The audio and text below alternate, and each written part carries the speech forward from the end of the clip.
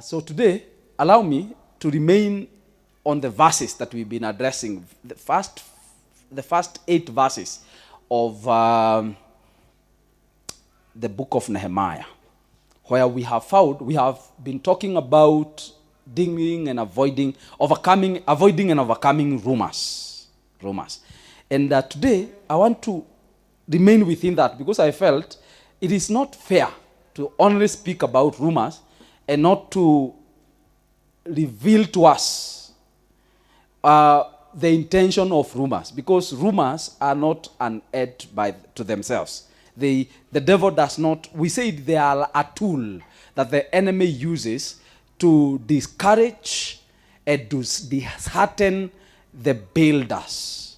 But today, I want to look at the subject on avoiding the trap of offense. Avoiding the trap of offense. Because there is always a temptation to react to rumors by taking offense. Actually, that is the intention of the devil when he gossips you. He will gossip you through a brother, a sister, a friend, a relative. He will use men and women, we have said that are within your circles, so that he can get into you. And the intention is that you will get offended. You will get offended. So we are talking about avoiding that trap. And I will be able to explain this to us. So what is this trap we are calling offense? When you are falsely accused, misrepresented, or talked about behind your back, the natural response will be to defend. Number one, to defend yourself aggressively. Ama, nyinyi ni kama mimi. And we need to be growing. So we're saying, when a false accusation is levied against you, and you are talked about behind your back, and you are misrepresented, the natural response will be to, number one, defend yourself aggressively. Defend yourself aggressively. You will react aggressively with anger. Number two, you will get emotionally reactive. You will get emotionally. Probabilities are you will outburst. You will get emotionally reactive. And number three, when that happens, you take it personally. You take it personally. And that's where the devil wants to get you. He wants to get you into a space where you are aggressive. He wants to get you into a space where you are emotionally reactive. He wants to get you into a space where you take things personal. Take them personal. So this is the temptation Nehemiah faced in chapter 6. And the one every believer who wants to accomplish something worthwhile for the Lord must face. It is the temptation that was facing Nehemiah in chapter 6, verse especially 5, 6, 7, 8. 7 and 8 it talks about his response. 6 and 7 talks to us about what was transpiring, the public false accusation. And the intention of the enemy was to bring Nehemiah to a place where he will be aggressive in defense, but emotional in reaction, and take things personally. But you will realize from the story of Nehemiah that none of the 3 things were true. That's not how he reacted. So there is a fact about rumors. Rumors are Satan's bait. They are the bait. Unajua ile kwa hook unaekaga kasamaki so rumors are Satan's bait. Unaekaga ka grasshopper ama something. And offense is the trap. Offense is the trap. Kabit ni ka offense. The trap is the rumor. Rumor by itself is a trap. If you get yourself rumored, gossiped, it is not empty. There is something more to it. The intention of the enemy is that you will take the bait. You will get offended. You will get offended. I have a nice picture on mtu. Unakumbuka ile mtego ya panya ilikuwa inakoga na waya hivi. Mtu akiwa amekrashiwa hapo katikati. It's a picture niko hapo. Sasa siwezi nika mtu ameendea hiyo ka offense amenaswa. Kiwaona wao nasa. So and then this is what Jesus said about offense. Luke chapter 17 and verse 1. Luke 17 and verse 1. It says this before we get it on the screen. It says, then said he unto the disciples. He is speaking to his followers, the disciples. And he said to them, it is impossible, but that offense will come. English inakaa kama inataka kufanya ikae ina complicate things. But he says it is impossible that offense will come. But woe unto him through whom they come. Si tukae hapo kidogo, mniruhusu hapo tuiangalie kwa different versions. Nianze na passion. Tumesema ni Luke 17. Luke 17 and verse 1. Inasema, one day Jesus taught his disciples this: betrayals are inevitable. Great devastation will come to the one guilty of betraying others. Okay, let's look at message. But before message, let's look at New Living Translation. Continue. Luke 17 and verse 1. Verse 1 says, one day Jesus said to his disciples, there will always be temptation to sin, but what sorrow awaits the person who does the tempting. Then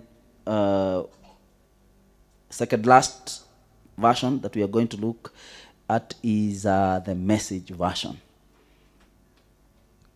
Inasema hivi, Luke 17 and verse 1. Inasema, he said to his disciples, hard trials and temptations are about to come, but too bad for whomever brings them on. Then the last version is the New English Translation. Allow me to read this as the last version, 17:1. I hope you are getting something. It says, Jesus said to his disciples, stumbling blocks are sure to come, but woe to the one through whom they come. Najua hata nyinyi mko na Bible. Ni version gani wewe umesikia, umeisoma kwako, umesikia kama ungetaka tuiangalie? New King James. Old. That's sorry. KJV ni King James version. Uko nayo hapa ama nisome hii yangu? Inasema, then said he unto the disciples, it is impossible but that offenses will come. It is impossible but that offenses will come. And he says, woe unto them through whom they come. So Jesus is talking to us about the inevitability of offense. That means impossibility to avoid offense. Offense will keep coming. Offense will keep coming. But woe to the one who causes offense to come. The problem is not, and if you understand the conclusion of the teachings of Jesus in chapter 17 of the book of Luke is that the one who gets offended and the one who offends will both end up in hell. That was the teaching. Nobody is exonerated from the blame. Both the one who get offended and the one who gets offended. Or the offender and the offended will both be judged. So we are supposed to take care of either getting offended or offending others. Hallelujah. So, is it... Nasema nini? Some people will try to cause other people to do wrong things. Some people will cause other people to do wrong things. You can be sure about that. You can be sure about that. You cannot avoid it. It will happen. Jesus said to those that always followed him, Jesus said to those who always followed him, but God will punish every person that tries to do that. but God will punish every person that tries to do that. Hallelujah. So offense is more than emotional reaction. It is a spiritual snare. Offense is a spiritual, and I want you to hear me well. Because me, I have been, and I said on Saturday, I have been a victim of offense. And I know most of you are like me. You've been offended and taken offense seriously. But this is the truth, that offense is a spiritual snare. When we take the bait of offense, we step into a trap that can, number one, harden our hearts, hinder our prayers, rob us of joy, and fourth, block our spiritual growth. You know, the moment you bite to that bait of offense, the possibilities that starts before you are hardened heart, hindered prayers, robbed joy, blocked spiritual growth. There are people who stagnated spiritually because they were offended. They took offense. And it became the beginning of their stagnation, spiritual stagnation. They are not advancing spiritually any longer. Why? Their growth, spiritual growth stopped. They were robbed of joy. You look at them, there is no joy any longer. You look at them, they cannot even sustain an intimate time with God in prayer. They have hardened hearts. You try to talk them out of that offense. Wanasema pastor ni ngumu, lakini tutaona.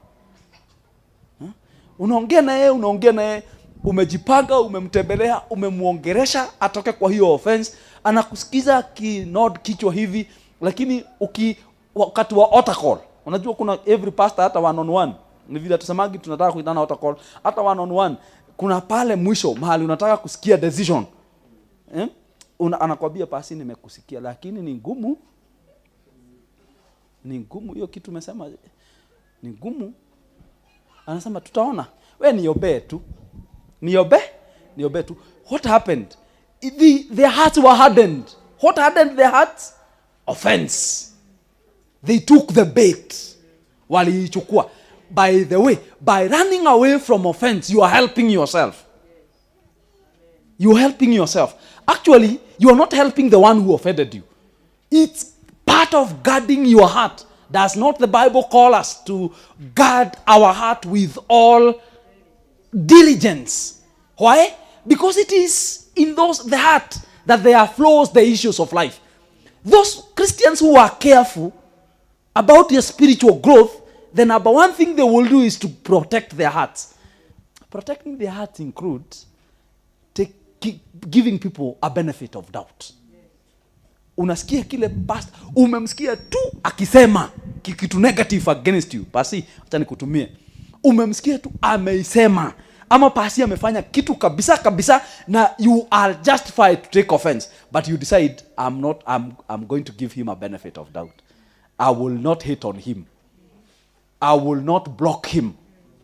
I will not stop speaking to him. I will not be saddened by what I have heard. I will remain upbeat. Why? Because I'm protecting my treasure. This treasure. Paul talked about that treasure and he said that we have this treasure in earthen vessels. That means, it may mean that we are weak, but let me tell you, it also means we are delicate.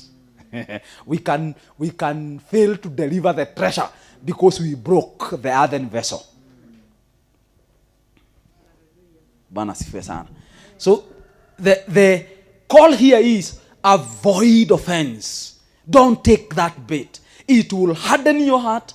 It will hinder your prayers. It will rob you of joy. It will block your spiritual growth. That is the capacity that offense carries. It is the capacity that offense carries. But wajua kuna watu wanapenda kuofendiwa. There are people who enjoy kuwa offended. Wanakaaga mahali tu wameweka kamguu nikanyange uone. Unakumbuka ile sijui kama si nyinyi. Sijui hawezi kujua hiyo. When we were growing up tulikuwa tunaweka jata. Sijui mnaekelea kitu hapa. Unaambia iguze ama una draw line. Unaekelea kama kitu hapa unamwambia aiguze tu ianguke muonane ama una draw line kwa ground unamwambia pita hapa kama wewe ni mwanaume. Kuna watu wanakaaga hivyo. Wame draw lines. Ukipita hapo nitakwazwa. Hebu jaribu kusema hiyo kitu tena I will take offense. Okay. So there are a few things that I want to say. Actually, there are not many. I want to say two major things. And number one, offense is inevitable. I think I alluded to that earlier. Offense is inevitable. That means it's unavoidable. Offense. Okay, when I say offense is unavoidable, I'm saying things that will cause, that has capacity to offend you, things that have capacity to offend you are unavoidable. They are unavoidable. They are inevitable. As a matter of fact, you will be misunderstood. You will be misunderstood. People will misquote you. You will be misunderstood. You will be misquoted. And you know what? You will be maligned. You will be misunderstood. You will be misquoted. And you will be maligned. You cannot run away from that. Can I help from getting misunderstood? Can I help from getting misquoted? That is not in my control. I am not in control of what people will do with what I say. It is their prerogative, what they want to do with what I say.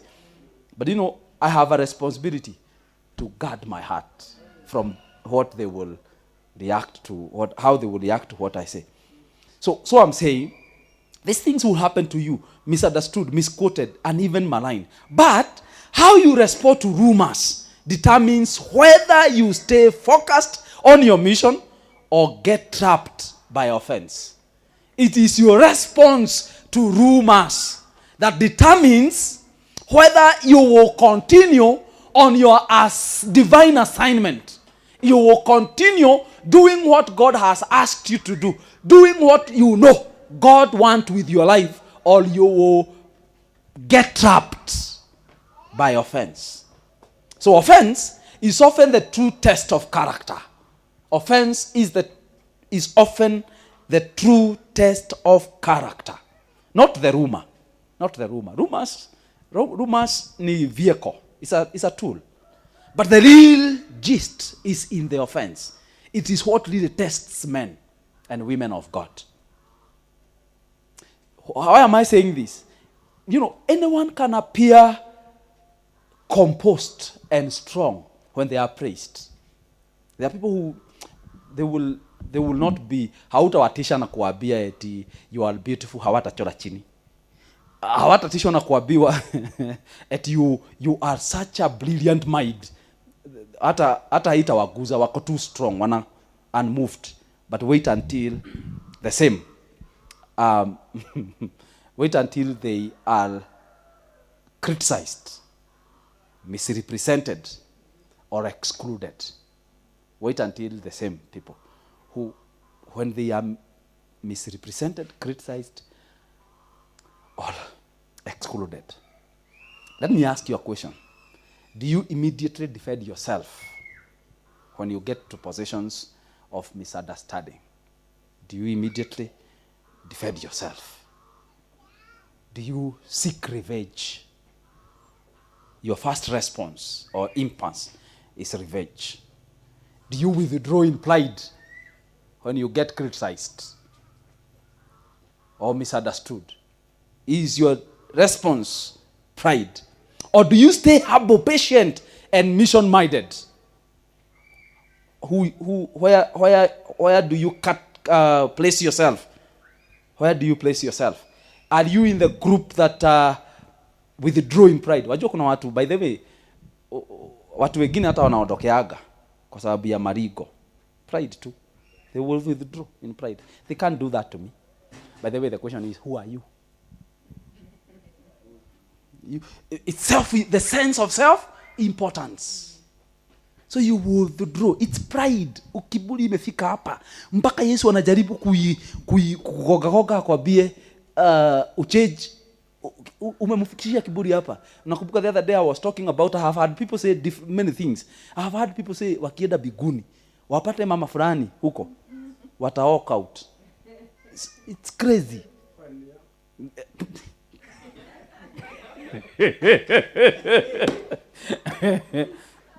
I have had people say that.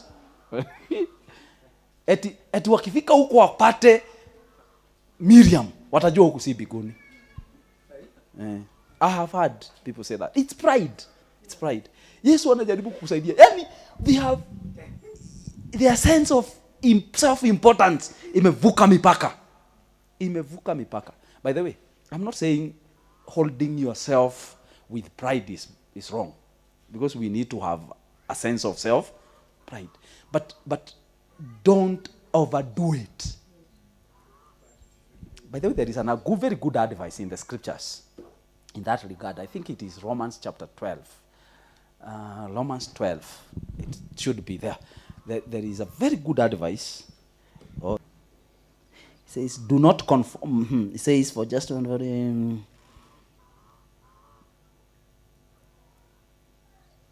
There is that verse that says that each one of us should not... sorry. Good. Verse 3.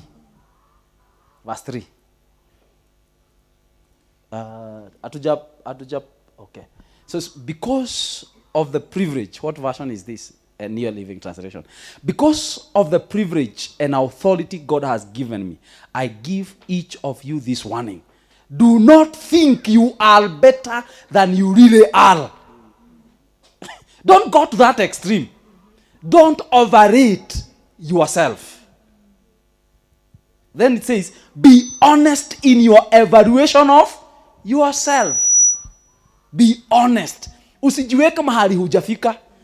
We are not saying you are not important. We are saying, don't think again eti Mungu sasa biashara zote zitasimama biguni kwa sababu ulikwazwa. You are overrating yourself. Eti sasa ati kazi mpaka ya Mungu isimame. Dunia simama nishuke.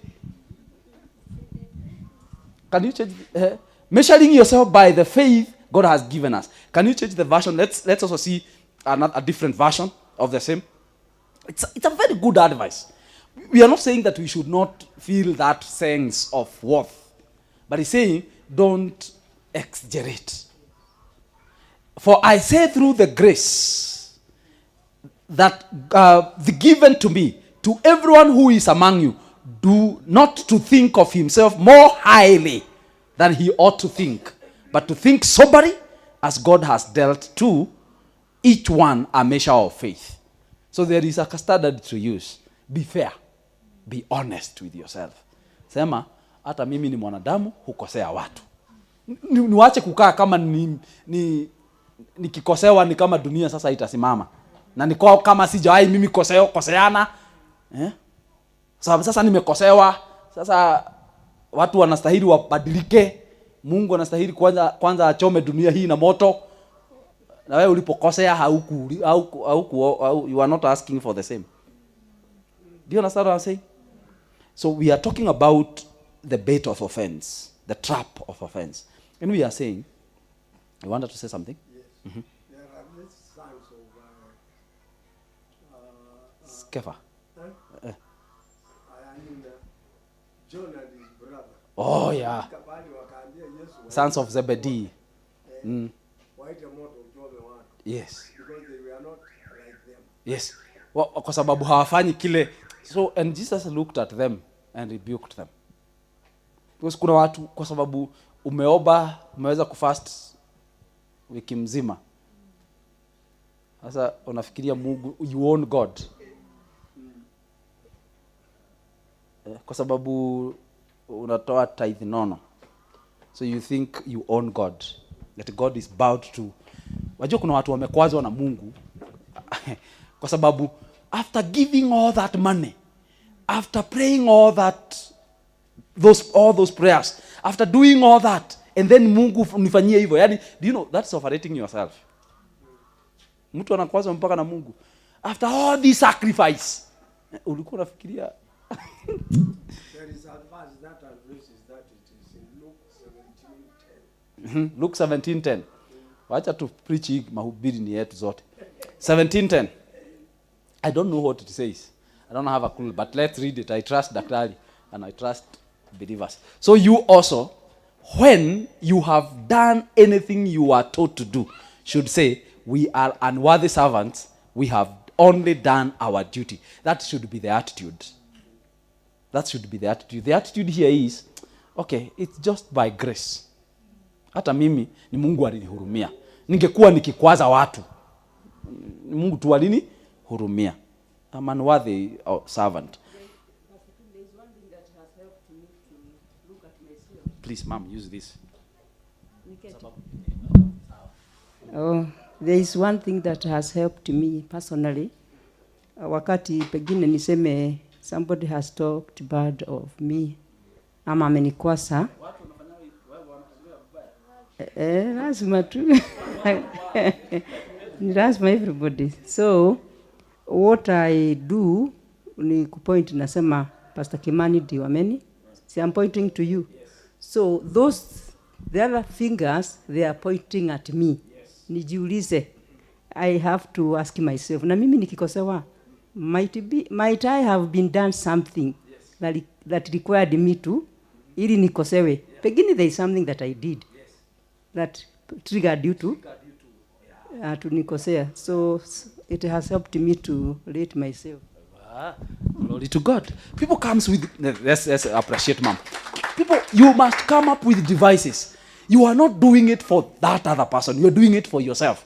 You are guarding the deposit of God, the deposit of grace in your heart, by not exposing it to every other trick of the unwill of the evil one. Because Shetani akona tricks mingi na anataka ku get into the deposit of God in you. I think ile kitu nimesikia kwako summary ya mam ni ile kitu nasemaga eti amenikanyanga. Tulikuwa tunasema odoa mguu. Si ndio? Hapo ulikanyagiwa si odoa tu. See not withdrawing with pride. Making sure that I had a pastor when I was in not high school, when I was in Bible school. I schooled in Kasarani.